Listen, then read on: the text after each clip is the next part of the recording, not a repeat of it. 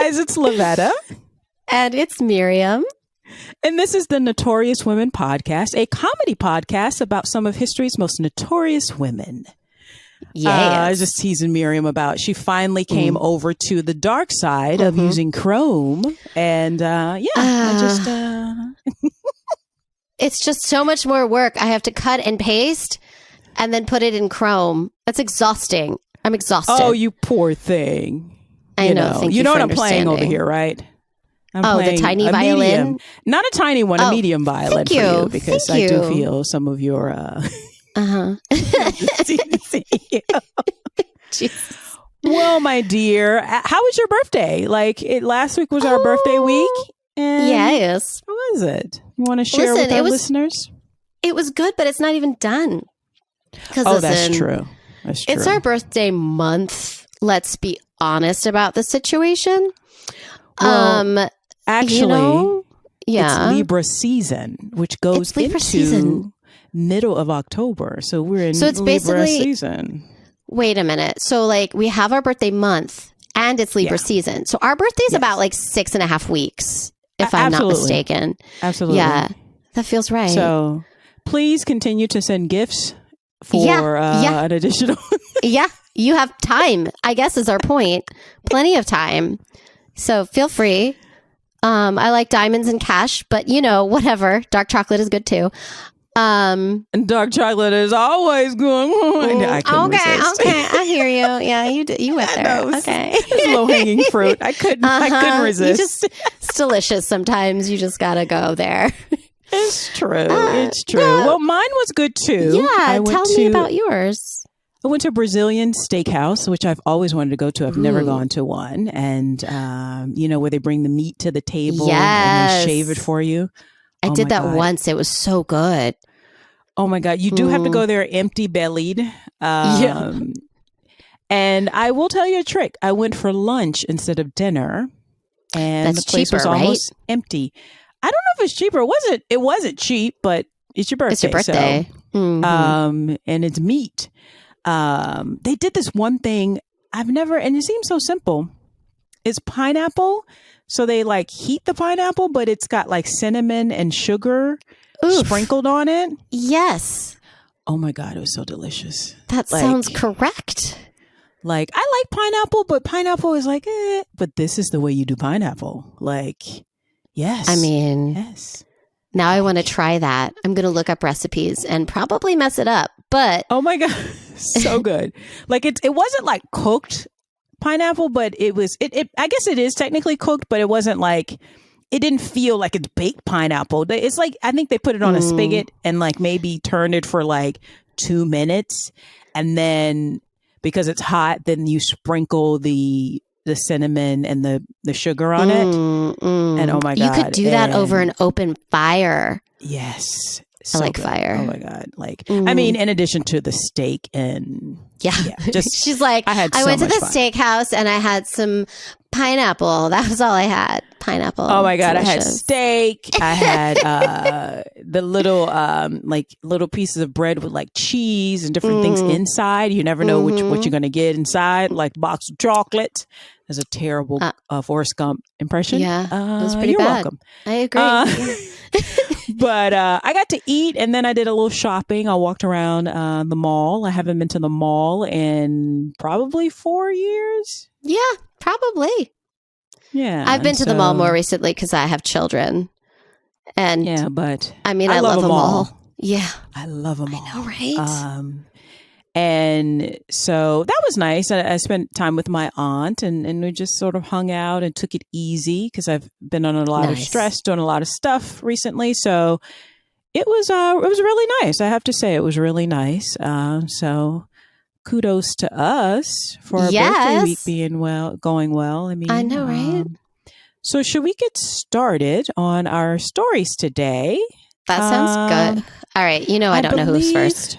Let me double check. I believe you are first this week. You. So who's your notorious woman? And guys, forgive me. As soon as we start recording, the guy upstairs is practicing his drums. Listen. So forgive me. Lavetta, I'm going to reframe that. I'd like to welcome our special guest this episode. We have a musical accompaniment. Very exciting. Yes. Lavetta's upstairs neighbor has agreed to occasionally make awkward sounds for us. Awesome. Oh my God. Of course. Normally we don't record during this time, and yeah, but today is special. Yeah, so of course the exact time, like he wasn't practicing earlier, but it's not even that early. Girl. Yeah, like now it's fine. Yeah. I love some musical accompaniment. It makes me feel important, you know? So forgive us for the sound quality. We'll try and edit it out. I don't know if we can edit it out completely because he's and if we can't, you're welcome. I'll find the rainbow. There's always a rainbow, Lavetta. We just have to find it. Always a rainbow. That's right. All right, darling. Who's your notorious woman for us you're going to share this week? And before we get started, just wanted to remind everyone to subscribe, like, follow us on all the things, share our podcast. And I will repeat that at the end, but I've been instructed to put that at the beginning. So listen, you can always follow us on Instagram, Notorious Women Podcast. Okay. Okay, back to you. I'm sorry. Okay. I do the Instagram, and so it's like my baby. Okay. She's killing it. So my notorious woman today is Pocahontas. Oh. Right? The colors that win. What I love most about rivers is that there's none of the notes originally written. The water's always stop right now. Okay. Yeah. So what is her actual story? Now, here is the deal with my research of her. From what I can gather, most of what we know about her was written down by a white man.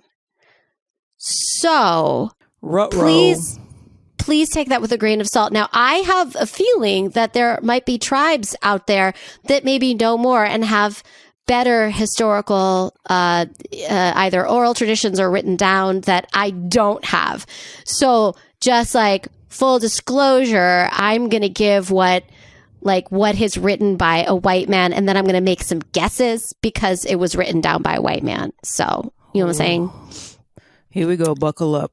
Yeah, buckle up, buttercup. Okay. So, she was born, they think maybe around 1596. The only reason we think that is because when John Smith, remember John Smith, a.k.a. Mel Gibson, a.k.a. Colin Farrell. What? Didn't he play John Smith in some movie? Colin Farrell? Did he? Oh, I have no idea. So. I just know in the Disney version it was Mel Gibson. It was very, very awkward. I love you. Sorry.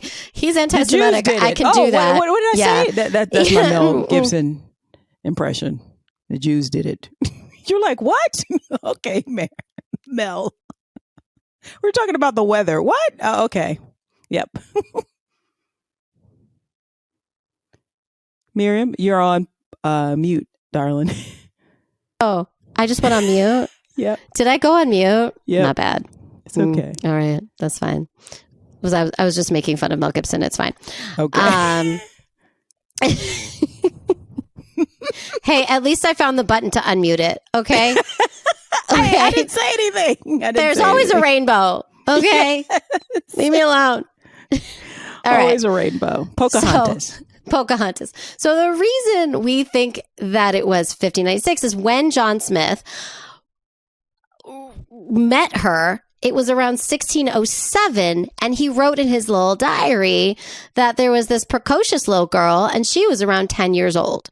And that is how they gave her birthday. Oh, okay. Right. What we do know is that she was the daughter. I'm going to mess up so many names today, you guys. I am so sorry. She's daughter of Chief Powhatan, who was the paramount chief of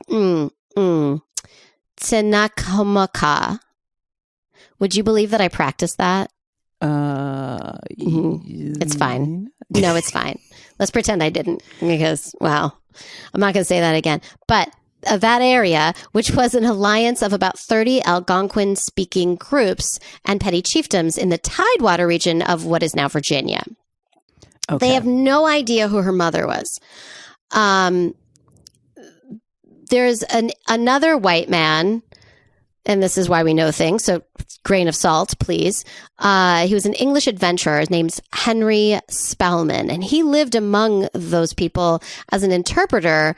According to him, when one of the paramount chief's many wives gave birth, she was then returned to her place of origin and supported there by the paramount chief until she found another husband. I don't know if that's actual. So I'm going to share that a white man wrote that down. And that is all I'm going to do about that. Okay, yeah. Because that doesn't really make any sense. Like, really. Yeah, I don't. Okay. So, but right, because he's just interpreting a culture that has been going on for thousands of years based on his white man brain, and white man brains, especially at those times, they're very small.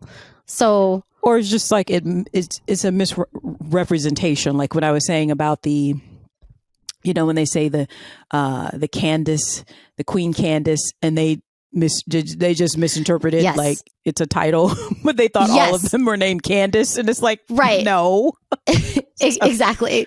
That's why I'm like that's what I read. Yeah. Please tell me I'm wrong or different, or I'd love to know more. Listen, I spent so much time researching this to get very little information. But here's what I do have. So John Smith, he arrives in Virginia, April 1607. So the colonists had lots of encounters with the natives as they were setting up shop, aka trying to take over. And some were friendly and some were what we all imagine a hostile takeover looks like, right? So a hunting party led by Powhatan's close relative, Opichancanaf, I'll write that down later, captured him. Point is, John Smith got captured December 1607 and brought him to Powhatan's capital. I'm not going to say the name of the capital because I'm not going to communicate it very well at all. So I'll try. Werawokomoko. That's kind of pretty. So, all right. Sounds good to me. Thank you. I mean, I'm sure it's, I can't tell you one way or another. Yeah. So he gets captured, but according to Smith's diary, he described a great feast followed by a long talk with Powhatan. Basically, he was looking to give Smith like a little bit of his own authority so that he can keep his eye on him, right? So keep your friends close and your enemies closer. So he was like, you can rule this one town, which is close to his capital, because, he was reading the room and what these like white colonists were trying to do. So he's like, wait a minute. I'm what I'm saying? Yeah. I'm sorry. Yeah. Let me just get this. Okay. So John Smith comes to what we now know as modern Virginia, that area. Yes. Where the native people have been for thousands of years. He gets captured by not the Algonquins, another tribe, and they his close relative. So the chief's relative. Oh, okay. So the chief's relatives captures him and brings him to the capital city, where the chief gives him governance over. This is what John Smith wrote. Yes, in his diary. John Smith wrote that. Yeah. Okay. All right. Yeah. That makes no sense, but okay. Yeah. I'm with you. Okay. I mean, I think they were looking, Europe just sort of took over things via war and aggression. And I think, Yeah. And it just doesn't make any sense unless the chief had prior, contact with English people, and then when John got there, he was like, "There's more coming." So he was trying to establish, because it's just some random smelly pale man. Why would he give him But I think that's what it was, from what I gather, that they'd been coming for a while. And they were nervous. And so they're like, well, if we give you a little, maybe you won't take away our entire culture. He tried. Okay. But right. you know what? They hold on, man. It's well, I mean, they've been coming since what, 14? The end of but that's what I'm saying. Like, I think at first the Native American population just thought, oh yeah, like, I really don't think that they thought that they should be alarmed. I think it's probably not until more pale people started coming on the boats and they realized like, oh, this is a hostile takeover. Yeah. So maybe again, that's why I'm just. It doesn't seem like a chief would just give him authority over something. I think John is lying. And that's what I'm getting at. I think John is lying. Listen, but, okay, exactly. This is based on his record. So I'm like, maybe it happened. Okay. But did it? Okay. All right. I'm on the same page. I'm sorry. Yeah. It's a fair question. Apparently, he writes down that he meets Pocahontas later, and she was a playful and energetic kid who played with the boys in full force. And I'm guessing he noticed that the gender stereotypes that were aggressive in Europe at the time were not aggressive in the New World, right? The New World. World's been there for a while, but you know what I'm saying. Yeah. So apparently, early histories do establish that she befriended him and the colonists were starving at one point. And John Smith wrote that, quote, once every 4 or 5 days, Pocahontas with her attendants brought him much provision that saved many of their lives, that else for all this had starved with hunger. Like, he thought he was fancy the way he wrote, but okay. So according to his diary, the chief gives him a territory, but he's starving? Yeah. I don't know. I told you. It's confusing. Okay. Right? Okay.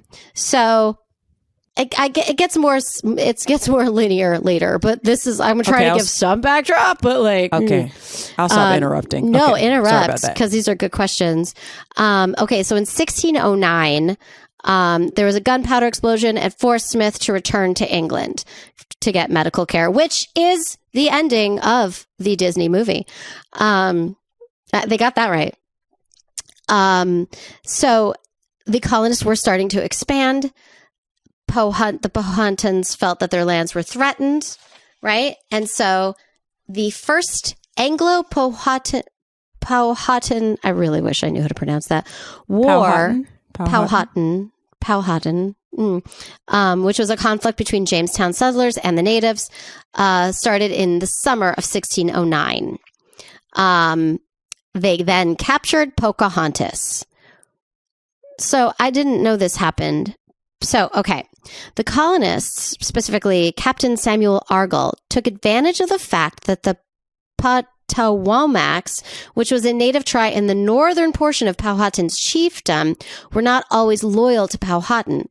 So Henry Spelman learned that Pocahontas was visiting the Potawatomi village of Passapatanzi and living under the protection of a native chief named Japazaz,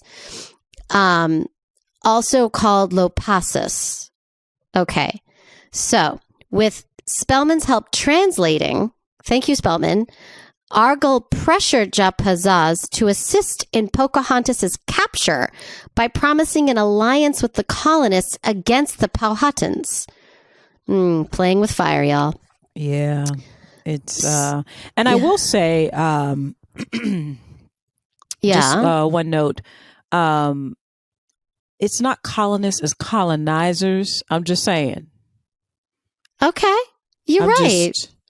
It's colonizers. Because it is a verb. As the Black Panther says, it's colonizers. That was a terrible accent.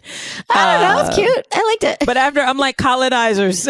So yeah. I know we were raised to be like, colonists. You mean the colonizers? Okay. You mean the colonizers? The people who came to take over land that was not theirs? Okay. Yeah. Just asking questions. Okay. So Japazaz, with the help of his wives, tricked her into boarding Argall's ship, and they held her for ransom. They demanded the release of the colonial prisoners, aka colonizers, who were being held prisoner, that were held by her father, and the return of various stolen weapons and tools. So Powhatan returned the prisoners, but he didn't give them as many weapons and tools as they had asked for. So a long standoff ensued, and the colonizers, I'm going to rephrase, the colonizers kept Pocahontas captive. Really? Really, Dad? That sounds about right. Wow. That sounds like a colonizer.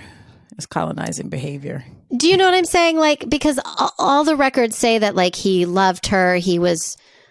Her father was, doted on her a bit. I mean, I think he probably had several children, but still, again, they took a child, because I'm guessing when John Smith was there, he said she was 10. So how many years later is this? This is like, see, that's why I'm confused. It's 2 years later. You'll see. Okay.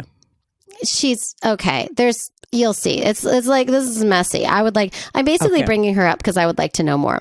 Well, and also I think we're all confused because every narrative story about her, she seems older. She seems like a woman versus like maybe a 12 or 13-year-old, which is very problematic. But very if it was a romantic relationship, but it doesn't sound like there was a romantic relationship. Not with him. Yeah, but not with him. This is some messiness here. Okay. So while she was held captive for about a year, she was held at the English settlement of Henricus. I get it. King Henry, Henricus. Okay, lame. It's now Chesterfield County, Virginia. It shouldn't have been either, genuinely. But they don't know much about her life there for a year. Colonizer Ralph Haymore wrote that she received, quote, extraordinary courteous usage. Motherfucker assumed that she'd been raped.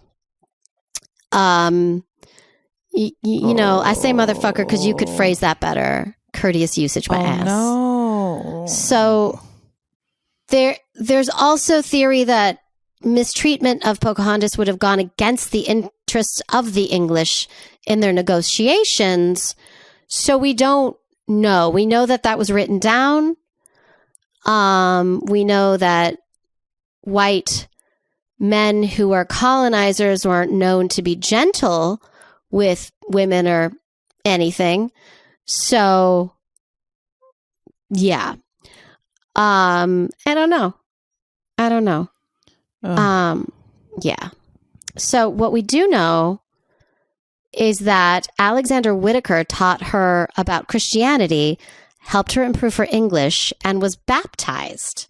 And she took the Christian name Rebecca. Okay. Oh. So in March 1614, the standoff escalated to a violent confrontation between hundreds of colonizers and Powhatan men. The colonizers allowed Pocahontas to talk to her tribe when Powhatan arrived, and she reportedly rebuked him for valuing her, quote, less than old swords, pieces, and axes.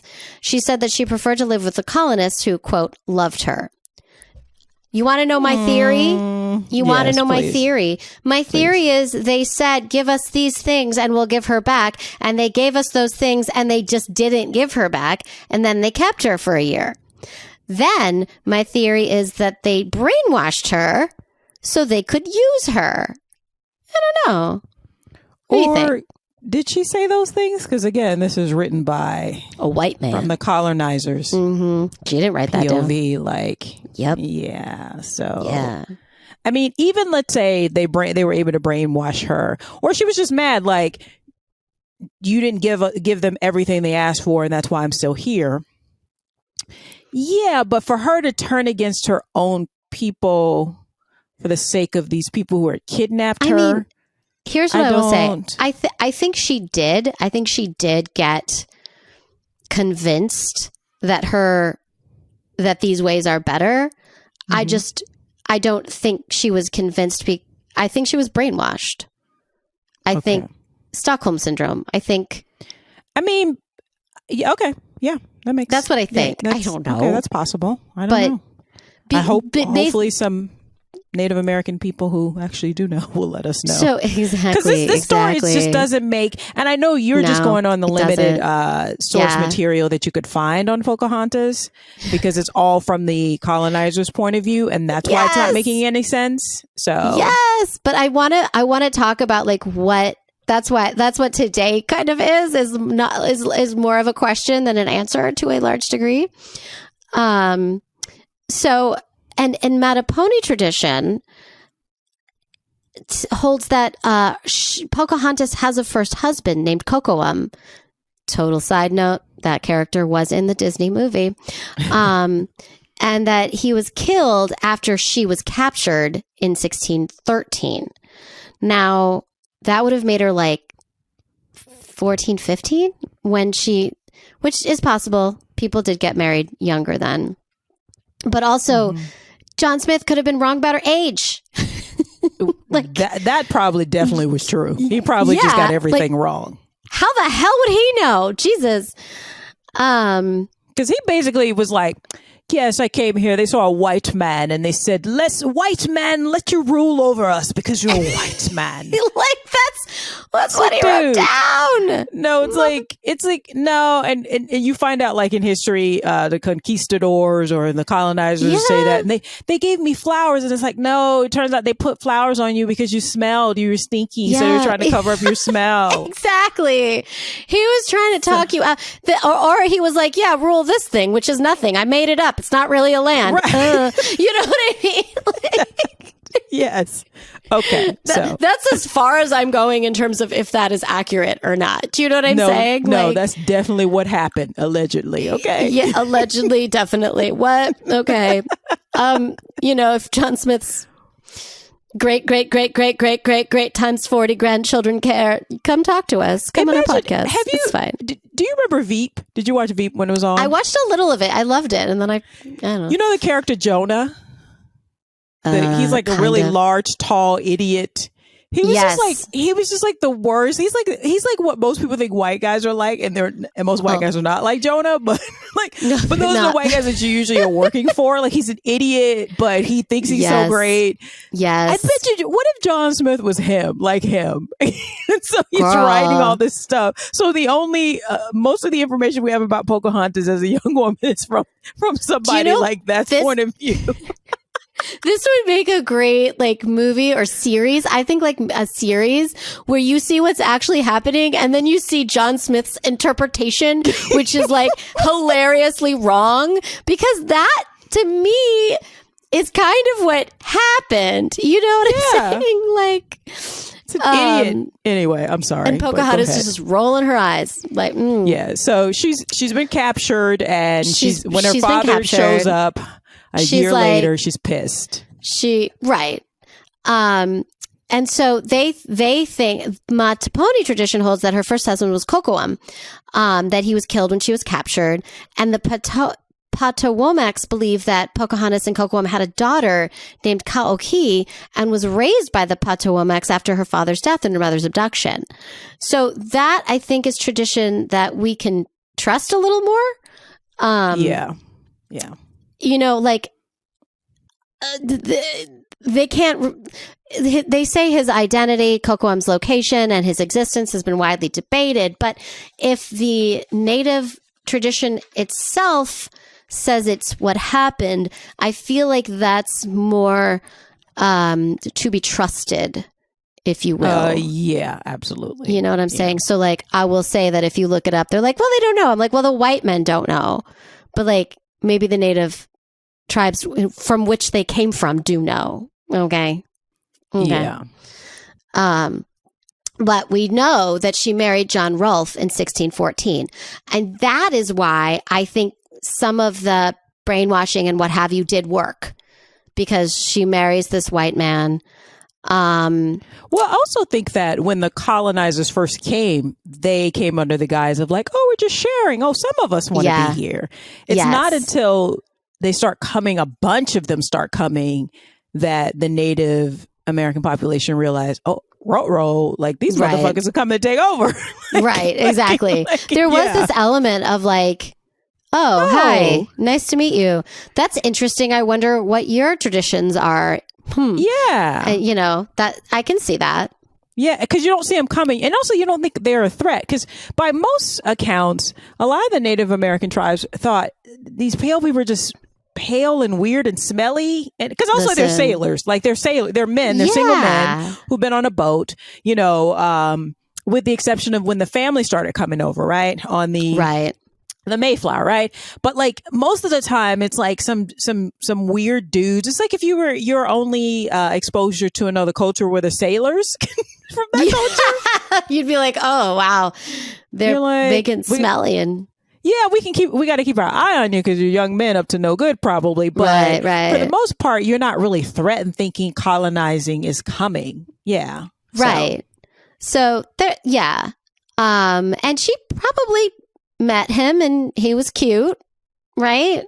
Was really he's age appropriate and, you know. I mean, he's a little older, I think. And he had been married before, but his wife and son had died in a shipwreck on their way to the Americas, if you will. Oh.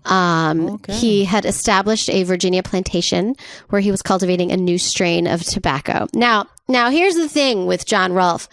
He's a very pious man. So he agonized, this is very sad, Lavetta, over the potential moral repercussions of marrying a heathen. So, even though she had accepted the Christian faith. This is why Black women in particular, let me just say, we be side-eyeing the white boys, even if they cute. Yeah. We be side-eyeing y'all like, are you going to say some fucked up shit that I'm going to have to just deal with, white man? I mean, you might be cute. Yeah. Or you going to say some stuff. Heathen. I mean, the English of all people. And again, I'm an Anglophile. Yeah. Anyone knows me knows I'm an Anglophile. But same. Man, I tell you, for people with the most fucked up crooked teethuses, y'all got a lot of fucking nerve. And the only reason y'all wear those wigs, y'all the one taught us how to wear the wigs. Maybe y'all got it from the French. I don't know. Only reason y'all wear those wigs because of the lice. Okay, I'm just saying. Y'all got a lot of motherfucking nerve. Yeah. I love you. You know what this is? Darcy saying to Lizzie, yes. I love you in spite of myself. In spite of myself. You. Oh, tell me more. Fuck off, Darcy. Yeah, he better make it up to her. Okay, I don't care how hot you are, Colin Firth. And you are hot. Please don't get me wrong. I know. But Sam, you gotta wait. But then when he jumps in the river, okay, sorry. I think it was a pond. I have digressed. Okay. Come back. Come on back. So he was, questioning, oh my God, she's a heathen. What do I do?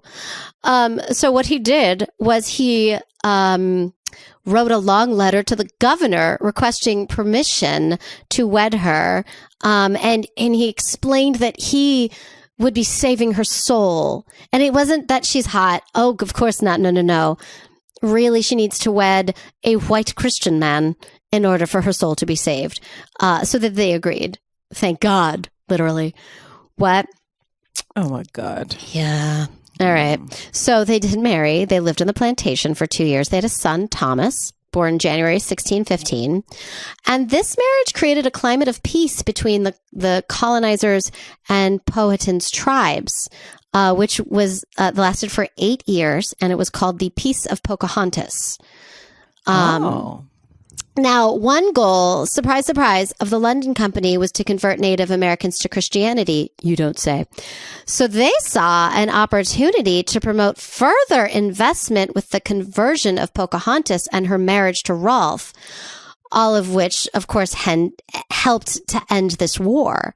So they decided to bring Pocahontas to England as a symbol of the tamed New World savage and the success of the Virginia colony. And there it is. Racism ruins the party again. Right. Also, I will say that knowing that a little bit about how they were companies were trying to get basically customers to agree to go over to the New World. Yeah. So this is a way to drum up business, to convince people, come on over. It's fine. And that's why I think that the story of Pocahontas has lasted for as long as it had. I think because if the white man is going to uplift you, it'll last. It'll stay in the oh, what am I saying? Also in the public record, but also white people will remember you because they're like, because white people can relate to a Native American because she became one of you, not because she stayed true to who she is.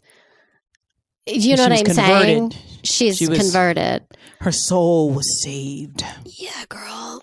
Brought to Jesus, a Jewish man that they took from the Jewish people. But whatever, I digress.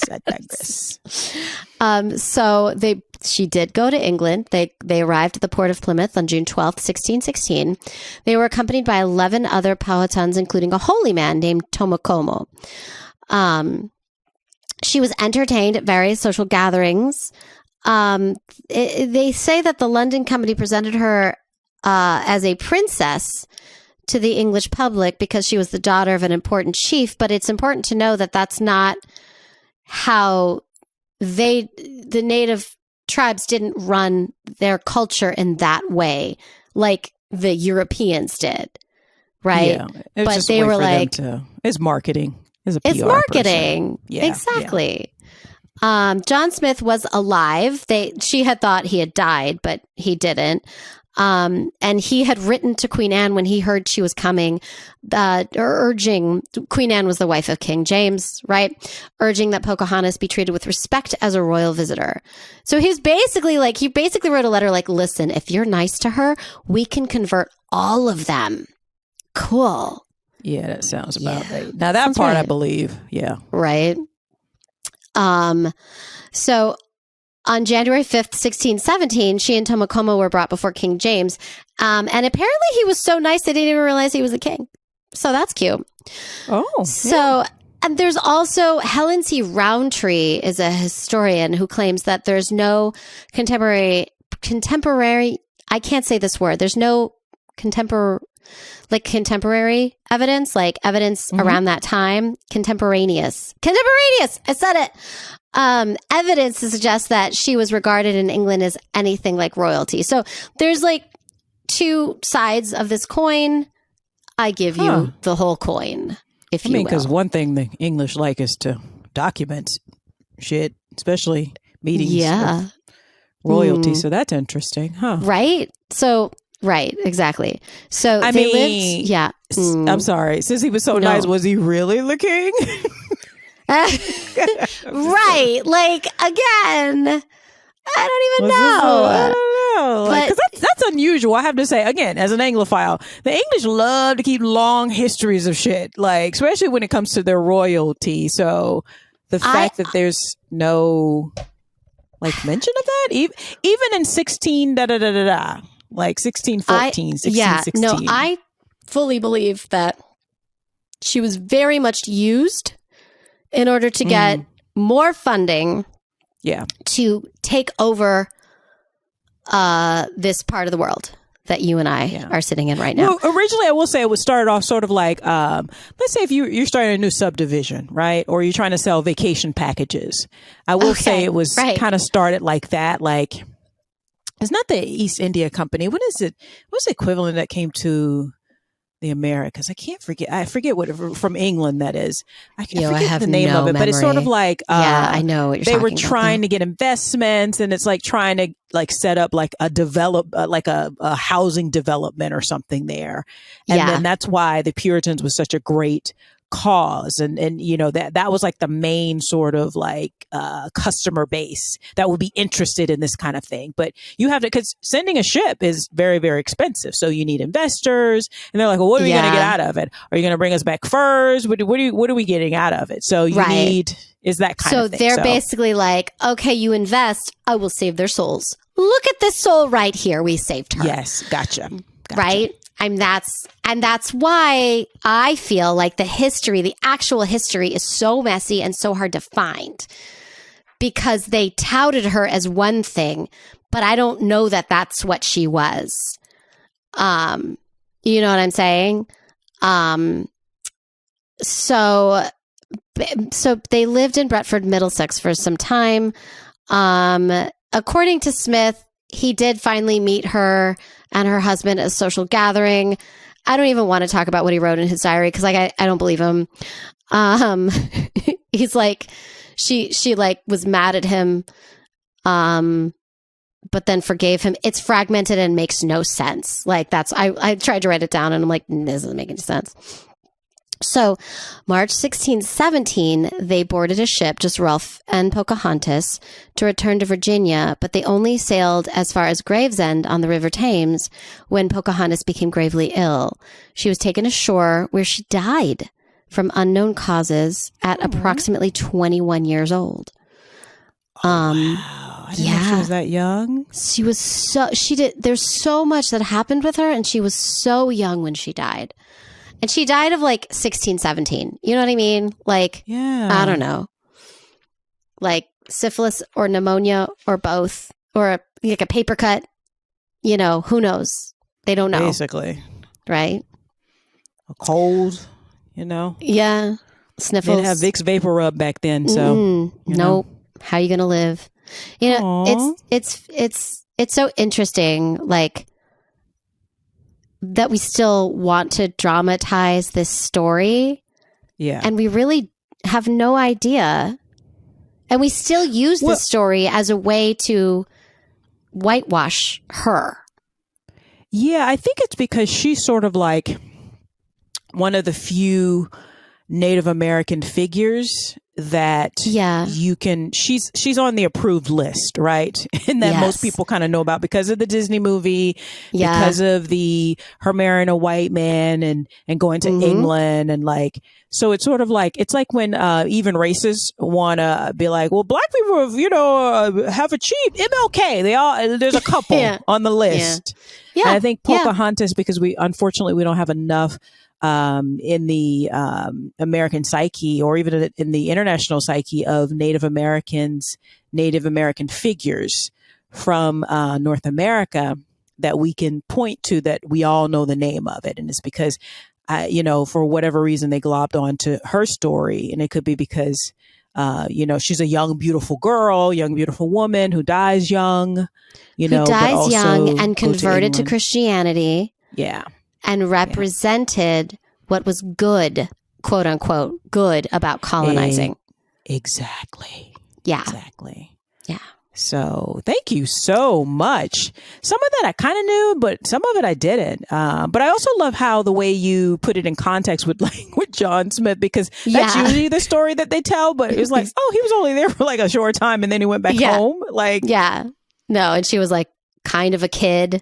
At least that's how he wrote down how he saw her. Like, and it's usually told through his eyes, his POV, and it's like, the most interesting stuff came after he like went back to England. So, thank you so much for offering up that story.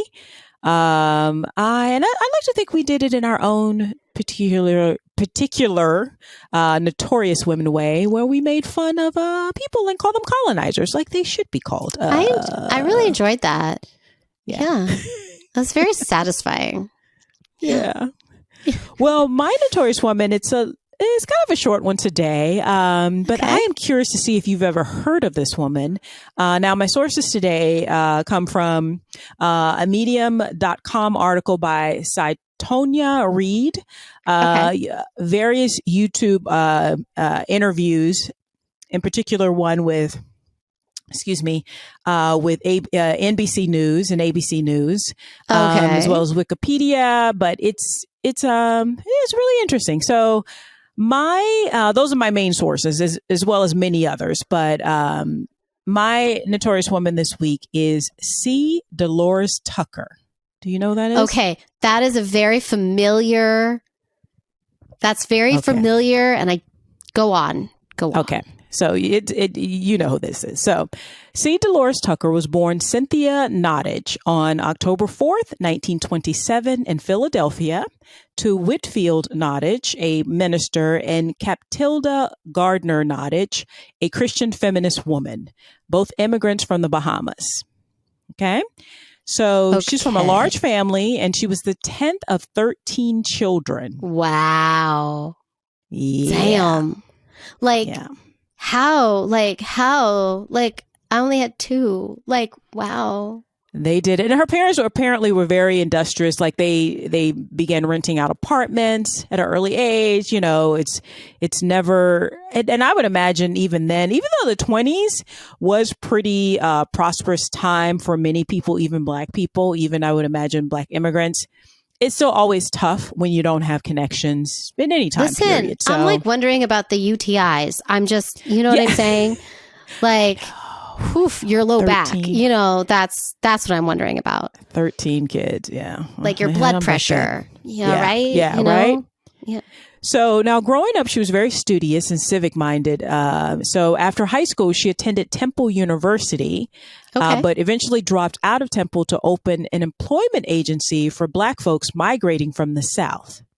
Okay. So again, very industrious. She's like, let's make that money.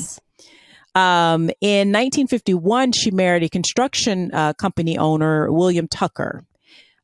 She later inherited tenement properties from her parents. Like I said, they were very industrious and continued to rent them out to low income families as her parents had done. So it's a way, I feel like it's a mixture of, you know, helping out the community and also making a living. So now, though the couple, her and William, were married for the rest of her life, from 1951 to the rest of her life, they had no children. So it may have been some fertility issues. I don't know. Again, she grew up very civic minded and had a long history in the civil rights movement. You know, she was born in 1927, and any Black person who's paying even a little bit of attention, there's a lot going on. A lot need to be changed. So in 1965, she actually joined the Selma to Montgomery March alongside MLK, as well as many others. She was a very important fundraiser for... I know who this is. Okay. Go on. Okay. She was a very important fundraiser for the Philadelphia branch of the NAACP. So she was very involved. Like, she believed in, you know, fighting for the rights of Black people. Now, on a professional level, so early on, she, you know, sold insurance and and then got into renting apartment buildings and, you know, just sort of trying to find her way. But in 1971, she became the first Black female Secretary of State when Pennsylvania Governor Milton Shapp appointed her Secretary of the Commonwealth of Pennsylvania. Okay. Yeah. Yes, girl. Now, during her tenure, she instituted the first Commission on the Status of Women, a UN-inspired organization promoting gender equality and the empowerment of women stateside. I love her so much. Yep. Is that kind of girl. Now, with her new post, she was pushed into the national limelight and was honored with numerous awards and accolades. For 5 consecutive years, from 72 to 77, she was listed among Ebony Magazine's 100 most influential Black Americans. Awesome. During that period, she was also listed as Ladies' Home Journal nominee for the Woman of the Year in both 1975 and 76. And that's a big deal being in Ebony Magazine. I mean, that's a big deal now, but definitely back then, that was a big deal. So she was, she was part of the bougie class, Black people would say. I mean, the Secretary of State, that's a great honor and a very important job. And she took it very seriously. So yeah, but Ebony Magazine, that's more important. I mean, yeah, exactly. No, seriously. I do. Seriously. No, I do. Now, so basically everything seemed to be going well until in September of 1977, she was fired for allegedly using state employees to write speeches for which she received honorariums. So payment. She, however, believes she was fired for not supporting Shapp's chosen replacement. Now, it is worth noting that the district attorney, Leroy Zimmerman, who investigated the case, didn't prosecute her because he found her to be, quote, a very effective ambassador of the state whose speeches encouraged minorities to participate in government, end quote. Okay. Now, known for her preacher-like cadence, vibrantly colored clothes, and jewelry, C. Delores Tucker was considered to be a bit of an eccentric, you know, by some, but also very captivating. Now, side note on that whole, like, being fired, 2 years later, one of her successors as Secretary of the Commonwealth, Ethel Allen, was also fired for using public employees to write speeches. So for the very same thing. Whoa, so maybe it was something. Yeah. I don't know. The alarm going off in the background. I don't hear it. Okay. That's the emotional alarm going off. Wondering if maybe that that was a setup. You know what I mean? Yeah. I mean, it's, I can understand why they'd be like, well, you can't get paid for something that government employees generated. I totally get that. But is that one of those things where that's something where everybody does and like you kind of... Yes, it is. That's 100% what it is. Everybody does it. You give it so much better than anyone else would give it. You, of course, need help doing these things because you have a million other things you're doing. And so that's how it's done. And then when they don't like you, they fire you over it. Yeah. I figured it out. Yeah. It's all alleged, just to be clear. Okay. I mean, thanks. She was fired in 1977, but she was not easily deterred. She just kept on with her work. And in 1990, she, along with 15 other African-American women and men, formed the African-American Women for Reproductive Freedom, an organization developed as a way for African-American women to show support for the Jane Roe, Norma Leah Nelson McCorvey in the Roe v. Wade case study and court case. Now, this group's intent was to alter the perception of abortion not being a choice for African-American women, who they argued face additional stigma and judgment for seeking out a legal abortion. Oh, yeah, that's very true. So they're very, she's in the thick of things. Now, she was the convening founder and national chair of the National Congress of Black Women, having succeeded the Honorable Shirley Chisholm in 1992. So she's in great company. These are the OG civil rights people who are actually out there doing stuff, fighting for us to have the privileges that we have today that they're trying to roll back. Even though she was fired from her Secretary of State post, it didn't seem to dampen her influence or her legacy, because in Pennsylvania, she was responsible for the governor's appointment of more women judges and more women and African Americans to boards and commissions than ever before. Good. We need her again. Yeah. So she also led the effort to make Pennsylvania one of the first states to pass the Equal Rights Amendment. As chief of elections of Pennsylvania, she was a leader in instituting a voter registration by mail and reducing the voting age from 21 to 18 years of age. I love her so much. Yep. Now, if that's not enough, she was also the founder and president of the Bethune-Du Bois Institute, Inc., which she established in 1991 in honor of Mary Cloud Bethune, a Black female educator and activist, and W.E.B. Du Bois, as you all know, prominent Black thinker. And she established this in 91 to promote the cultural development of African American youth through scholarships and educational programs. She also launched and served as the publisher of the publication Vital Issues, the Journal of African American Speeches. Basically, just upstanding, hardworking politician. She was just Can I just tell you, I just have to share. So I've always been an activist since I was like 4 or 5. I heard, because I grew up on the Holocaust. So like I understood viscerally that like people are not fair. Right. And so when I learned more about that's the point is, I remember being about 12 years old, which is around this time, maybe earlier than this time, where I was arguing a family member about affirmative action. I don't know how I understood. I have no idea. But I remember being like, I just feel like it's not that long ago and we're not there yet.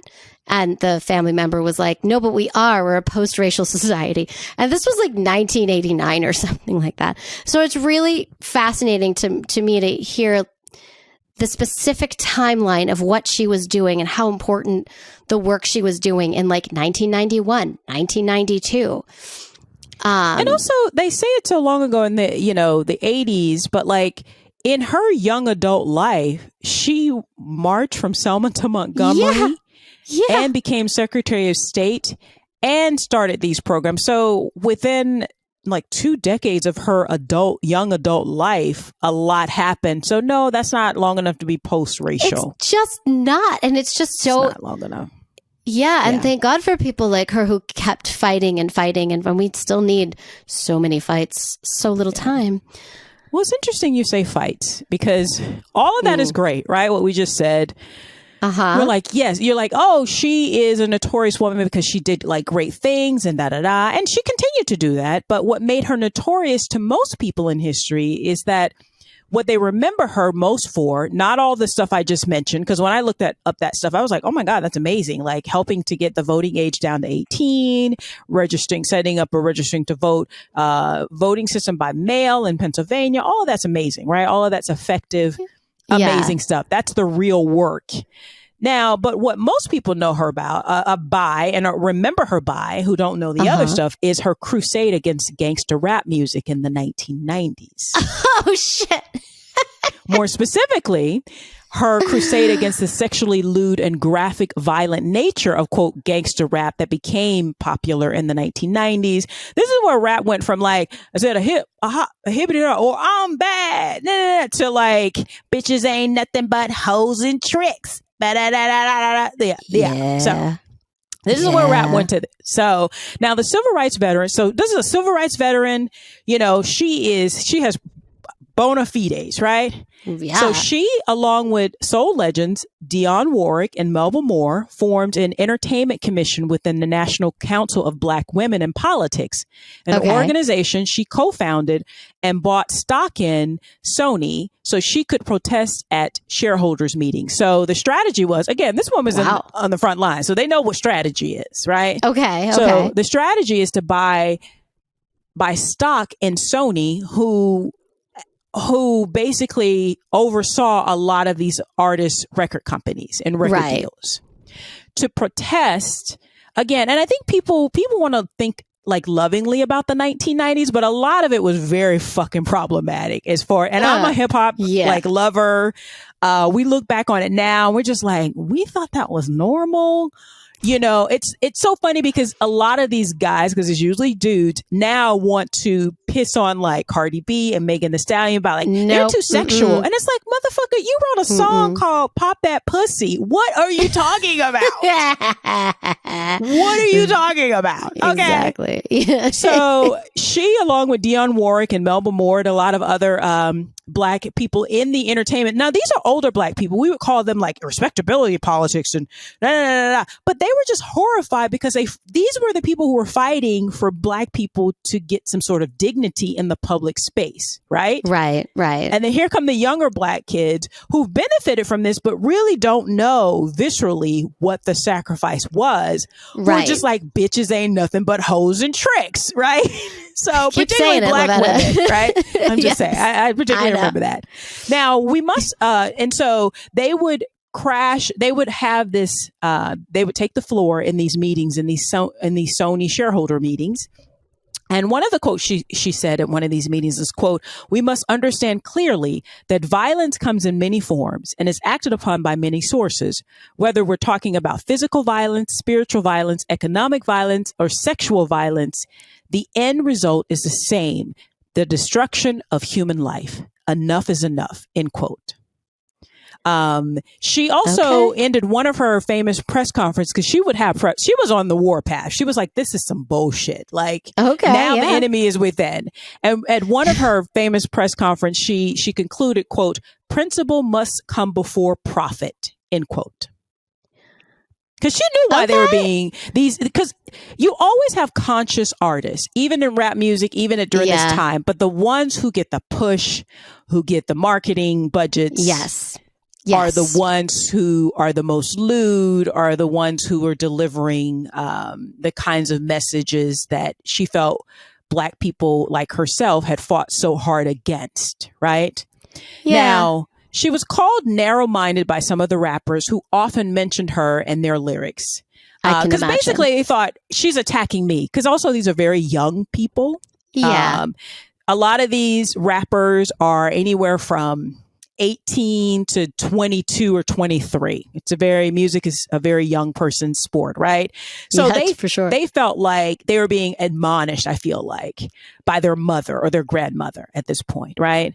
So she picketed stores that sold rap music. And like I said, she bought stock in Sony and Time Warner and other companies in order to protest hip hop in general.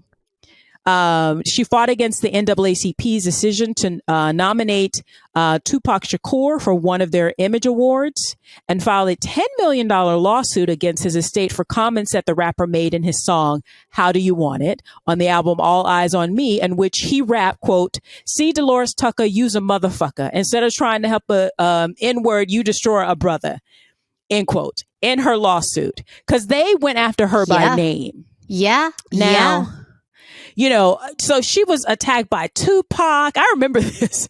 Tupac, Jay-Z, Lil Wayne, Eminem even got in on it. Lil Kim got in on it. Like, they were calling her out her name, basically. Dang. Basically, I feel like proving her point. I mean, they basically proved her point, because instead of saying, and at one point, so Eminem even said, quote, in one of his, in his song Rap Game, quote, tell that see Delores Tucker slut to suck a dick, end quote. Oh, shit. See, that's not cool. That's not cool. And by this time, she looks like her grandmother. Yeah. Like, it's the misogyny noir. It's like, you know, the disrespect of women in general and this kind of thing. The very thing that she was complaining about. And then the fact that she's a black woman on top of it. There's a way to disagree with someone without being disrespectful. Again, these are young people who don't know how to, who I think also they felt kind of like admonished by like they're an older black person that they felt like should support them. But what they didn't understand is the very hard won fight early on, like prior to this. Also, it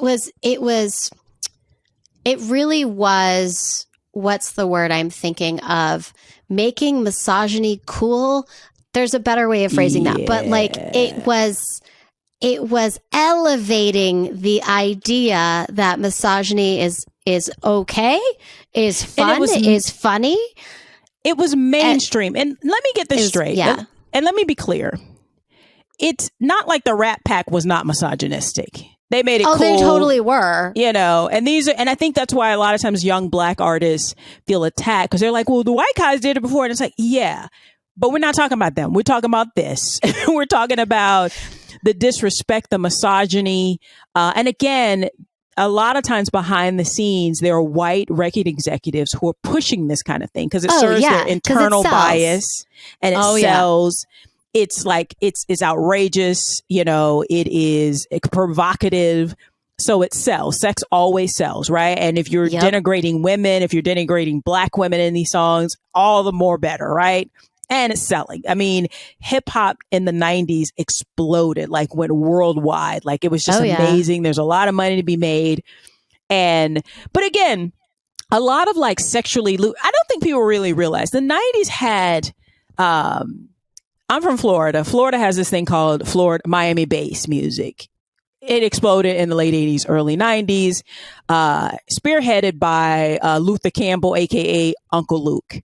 He literally has a song called, the lyrics go head, head, and more head. Head, head, and more head. Okay. Pop that pussy. I'm telling you, okay? Lil Kim, who I love, you know, got in on it. Sexually explicit, but in particular, it's for every Little Kim, you had 10 Uncle Lukes. Where even guys who, because when you look at Uncle Luke back in it, you're like, he looks sleazy, right? Okay, right. That's kind of ratchet. It's like the rise of the ratchet rap, right? Which again, I love hip hop. I love all kinds of hip hop. But even then, I was just like, why they gotta be bitches? Like, why they gotta be hoes? Like, I forget which MC, he was famously asked, why you gotta call women hoes? And he famously, like, tongue in cheek was like, oh no, hoe stands for honey. No, it don't. It don't stand for honey. Okay. Know what it stands for. Okay. Yes. You can just call me honey. You could just call me honey. Yeah.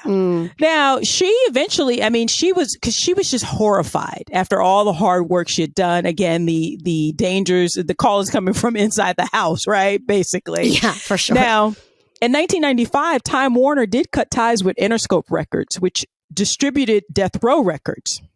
Okay. Death Row Records, if you guys don't remember, was run by Suge Knight, and Dr. Dre was the one of the founding members and the head music producer guy.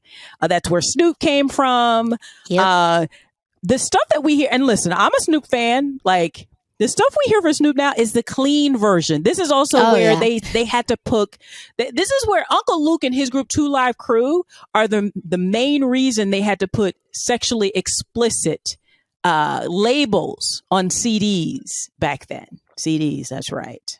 Hey, Lavetta. And the cover had the male members of 2 Live Crew with their heads poking up through women, black women, different shades, with thongs on, with their butts to the camera. You don't see the ladies' faces. It's just ass, and more ass. Okay? So, listen, I remember this because 2 Live Crew, so there's 2 Live Jews, as kosher as they want to be. No. That was a thing in my world. Yes. It's so funny. She's a Jewish American princess shopper. It doesn't do our people like the proudest, but it was funny. Anyways, that's a super side note. Go on. Oh my God. I love that so much. I've never heard that, but yeah, you could probably find it right now. She was just enraged. Basically, all of her hard work is for naught, right? So she continued her work to empower, because again, her work was always about empowering African Americans and women. She would later serve on the advisory board of the Parents Television Council. Okay. Now, according to Saitonia, I hope I'm pronouncing her name right, from that from the article, from the Medium.com article. According to her, and I agree with this, she said, quote, one fair critique of Tucker's activism levied by other Black activists, scholars, and politicians at the time is that she didn't know enough about hip hop to try to censor it or access its value, let alone lead a warpath against it. Her distance from the culture was evidence in her tendency to label a lot of music as, quote, gangster rap, regardless of whether the artist thought of their own music that way. In her feud with Tupac Shakur. But she, and because the one with Tupac in particular is you guys got to look that up. Like, he was very disrespectful. And the thing about Tupac is that Tupac was raised by a strong Black woman who Tupac knew better. And he was just acting like he didn't have no home training. And she goes on to say, and the fact that many were talking about a lot more than gang activity, end quote.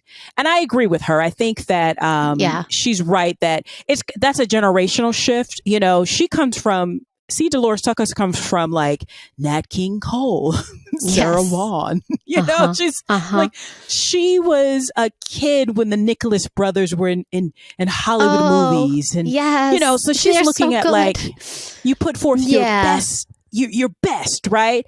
Saitonia goes on to say, quote, Tucker has at times been unfairly painted, however, as someone with more interest in being in the spotlight than supporting Black communities. I simply don't believe her record of service supports that notion. Her activism and advocacy demonstrated a keen understanding of how interconnected the issues facing our communities are, and in the company of race women like Dorothy Height, Shirley Chisholm, and others, she built coalitions like the National Political Congress of Black Women to further catalyze Black civic engagement. By making her the face of lyrical punchlines too, members of the culture gave this elder way too much smoke. Hip hop is 50 years this year. This is an article from this year. And as we look forward as a new era, Tucker's work reminds us that by having communal conversations, we can identify shared values and find unity, and that unity can disrupt political and corporate systems, end quote. I love that. Yeah, I mean, basically, you know, basically it's true that two things can be true at the same time. The music could have been problematic, but also their violent disrespect of her by mostly male rappers was disturbing and disappointing and hurtful. Yeah. And also, like I said, it further went on to prove her point that she was saying that this is disrespectful, this is denigrating to Black people, the men who are on the serving end and sometimes receiving end, and also to Black women.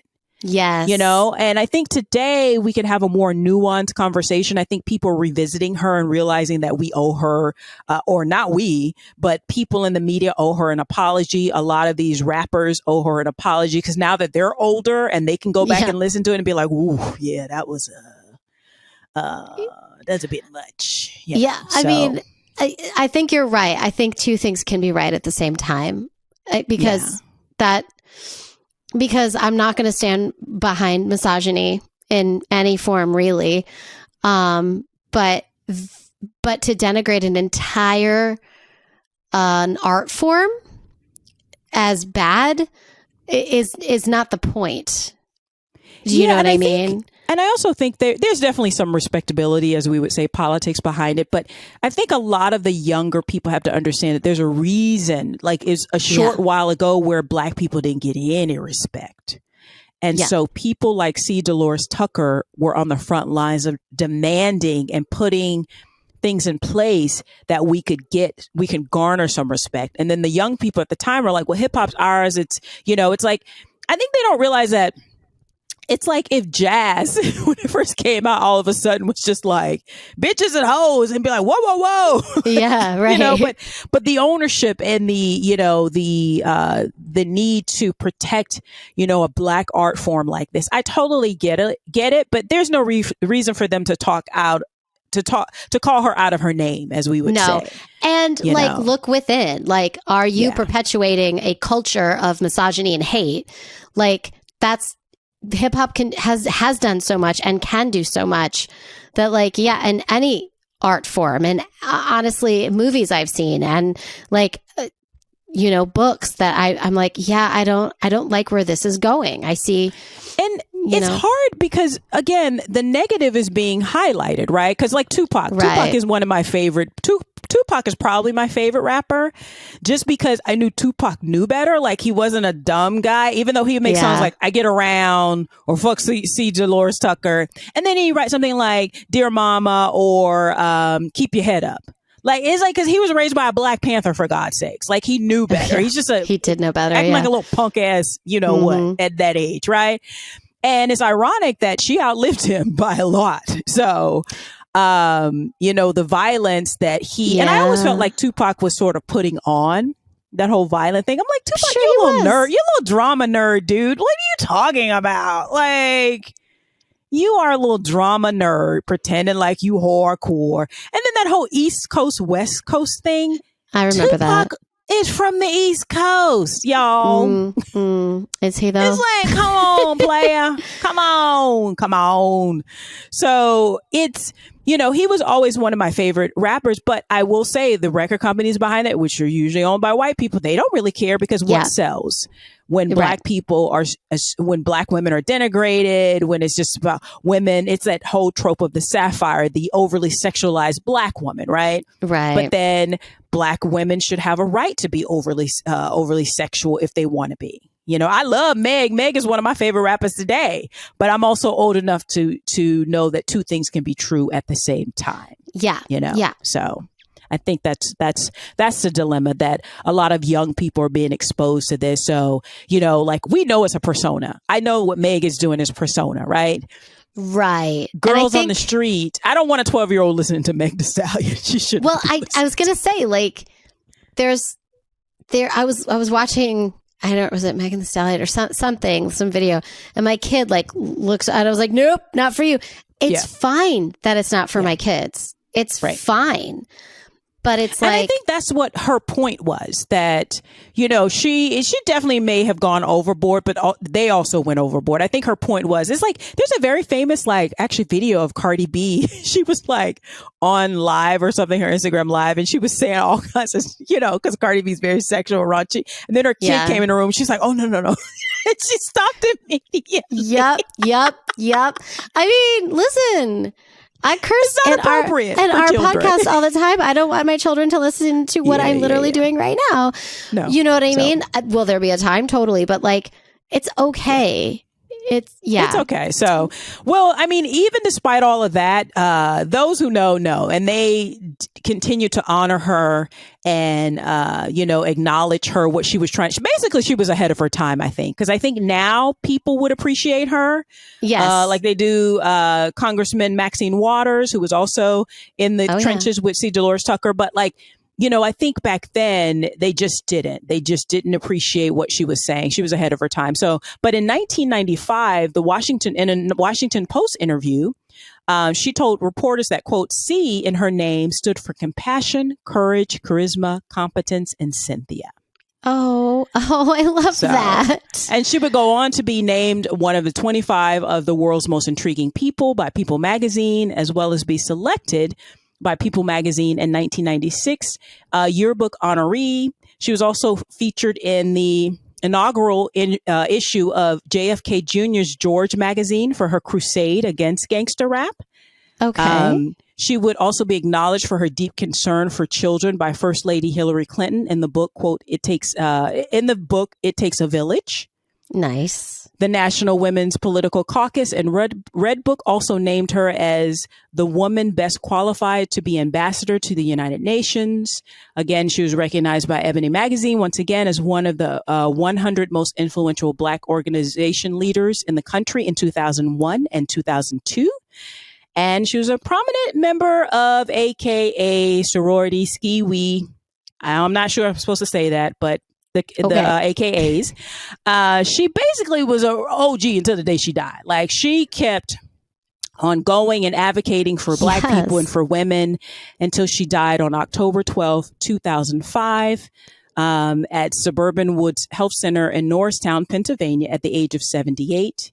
She was interred too young. She was interred at the West Laurel Hill Cemetery in Bala Cynwyd, Pennsylvania. Now, on April 25th, 2006, so about a year later, less than a year later, a state historical marker honoring C. Delores Tucker was unveiled by Bill Tucker and Governor Ed Rendell in the ceremony at the State Museum of Pennsylvania in Harrisburg. Oh, that's so good. In addition, it was announced that the North Building, which is adjacent to the State Capitol Building, was to be renamed the Secretary C. Delores Tucker Building. What an amazing woman, really. Yeah. C. Delores Tucker. And I just wanted to just talk to her because I just talk about her because there's some figures from the 90s that we're revisiting. Like we revisited, Monica Lewinsky. I definitely think that Anita Hill is one that we need to cover. Like, definitely. The 90s was bonkers, man. Like the stuff that was allowed to pass. I know. And I do think what's interesting is because a lot of things were presented as very black and white. Mm-hmm. You see it with Monica Lewinsky. You see it with C. Delores Tucker, where it's just like, this is bad, this is good. And I think now we tend to be more, well, let's see what they're saying and why they're saying it. And I think we do think a little differently as a society, even though our society is super problematic right now. We're better. We're different. And in some ways we are better because of that. So we can see we shouldn't knock all of rap. It's an important cultural expression that is necessary, but we can look within it and find where there's some problems for sure. You know what I mean? And I also think that hip hop was so young still then that it was sort of like going through a teenage year. And also you're dealing with very young and immature young men, and it's an image thing. And I think what she was basically saying, what a lot of the OGs are saying, is that image is very powerful. Yes. Imagery is very powerful. It is. I think people forget, maybe it was the late 90s, early 2000s. BET had this BET After Dark thing that I watched once and was traumatized. I could never watch it again. But Nelly was a pretty mainstream, not particularly violent. Like he was like one of those sort of happy rappers when Nelly came out. And he has a video where he's sliding a credit card through the crack of a girl's ass. Okay. Literally saying this woman is for sale. That's the kind of stuff was going on. Freaknik was really big, which there's a documentary coming out on that a lot of people who are pretending like they never was Ratchet are going to get caught on screen here. Ratchet, like, I'm just saying, fun. like, she basically was saying that imagery, she grew up in a time where young people used the news cameras against racist bigots because of the imagery of defenseless, nonviolent protesters being attacked viciously was the thing that turned the tide. So she understood the power of imagery and images. And I think that a lot of them, because they're young, they're like, I'm just trying to get my money. Why you so hard down on a black man? And she's like, no. And but then the white people who run these record companies are also benefiting, and they are putting money behind the most toxic versions of this because again, if Tupac could do both. If he was getting the kind of push to do Keep Your Head Up, which is one of my favorite Tupac songs, right? It's basically about these young women are out here doing their best and the men don't see it and they're trying to put you down, but keep your head up, sister. That's literally the song. Yeah. If that got the kind of rotation and the push at the record companies that I get around, come with me, talking about murder, you know what I mean? Like, Jesus. Yeah. I'm just saying, like, the tide started to turn for even some of our favorites. LL Cool J is one of my favorite rappers. LL is so he's been so successful so long. He's so good. People forget how amazing he is. His stuff was all about like love and like I'm bad. And it's maybe because he was unusual. He was able to navigate the industry in a different way. But LL wasn't supported after a certain amount of time the more toxic aspects of hip hop were promoted. So that's all she was she's an old lady. She didn't quite understand it, but she had a point. And I like her. I like her. She's still a little guidance maybe, but like, listen, I'm grateful for her. I'm not going to lie. Amen. Like for all the stuff she did. I know we need more. And there are people who are still fighting the good fight who are doing this kind of work, but I'm just so happy that we have this podcast that we can highlight those women. And again, if you guys want to know more about Pocahontas or see Delores Tucker, #NotHistorians here, please go and search and seek out more extensive information on both of the figures and report back about Pocahontas, especially if you are a Native person, an Indian person, because I think Native Americans don't mind Indian. If you do, I apologize, but I have been told some tribes don't mind Indian. But if you're a Native American person, because I want to be respectful, no, please seriously, let us know. I've like trained my children so aggressively to say Native American. Yeah, I think that's fine. Did I mess up? So. Okay. No. We'll stick to the more. We're doing it out of respect, obviously, but I'd definitely love to know what Native American tribes and groups believe about Pocahontas. That's for sure true. But that wraps it up for another episode of the Notorious Women podcast. Like I said at the top, please remember to follow us, like us, share our podcast to any and everyone that you think might like it. Copy the link and send it to them. Don't just tell them about it. Copy it and send it to them. Also, please give us a 5-star review in the Apple Store. That helps people find us. And if you want to support us with some money, because unlike I don't need a credit card through my crack, but I do need some cash. Cash would be good. You can do as little as $2 a month, or you can give us $200,000. You can take it. Yeah, you can take fine. it. That's fine. And if you want to do that, you can go to our Patreon at patreon.com/notoriouswomen. That's patreon.com/notoriouswomen. And Miriam's going to tell you how you can support us on our social media platforms because she is killing it on IG. I'm just saying. Go over there and say hi to Miriam. Yeah. Come say hi to me. Notorious Women Podcast, Instagram. So easy. You can DM us there. Also, if you want to, you can also email us at notoriouswmpod@gmail.com. You know what, you guys, we also have a TikTok. I'm new at it. Okay. But it's Notorious Women Podcast. So go to TikTok and just like things. Thank you. I appreciate it. Yeah, I'm going to be showing up a little bit more. I know people are Yes, she is. God. she doesn't exist. I just got a lot going on personally. So, but you're so pretty. Okay. Oh, thank you. It's true. Okay. Thank you so much. So are you, my sweet. Aww.